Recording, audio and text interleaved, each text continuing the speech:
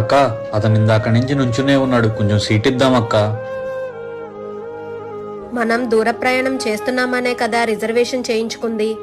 ఆయన కూర్చుంటే మనం ఫ్రీగా కూర్చోలేం. నువ్వు మరీ అక్క కూసంత సోటిస్తే చచ్చిపోతావా ఏంటి? అన్నా ఇక్కడ కూర్చోండి. థ్యాంక్స్ అండి. పర్లేదండి. అమ్మా బా. A few moments later.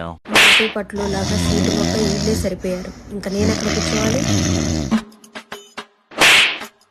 ఏంగా కట్టగుట్టినావు? ఒకసారి అటు చూడు.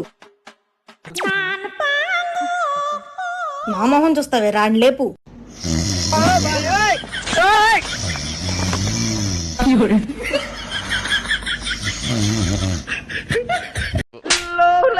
ఇవాళ తిరుగుడు బాగా ఎక్కువైపోయింది, ఆకలేస్తుంది సీను. అవునన్నా, నాకు కూడా ఆకలేస్తుంది. రెస్టారెంట్కి వెళ్దాం పదా. రెస్టారెంట్కి ఎందుకు, డబ్బులు బొక్క.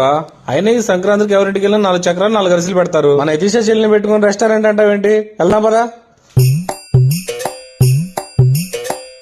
అమ్మా ఎతిషా. హాయ్ అన్నయ్య, రండి కూర్చోండి.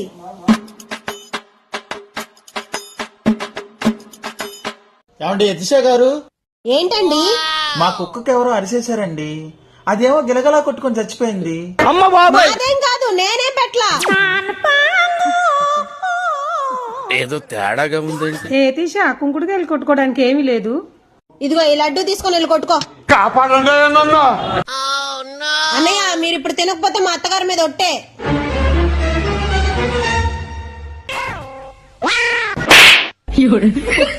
అమ్మని ఏమో పళ్ళు ఊడిపోయినరా.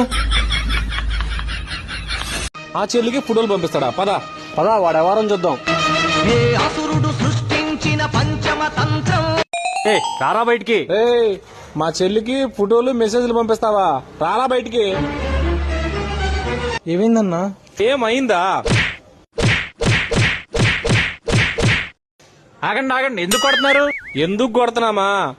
వాణ్ణే అడుగు. మా చెల్లికి ఫోటోలు మెసేజ్లు పంపిస్తున్నాడు. నేనేం పంపించానన్నా?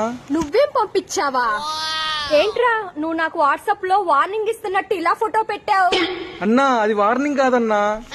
అందరూ ఓటేసి వాట్సాప్ లో ఇలా పెడుతున్నారని ఫోటో పెట్టేలాగా.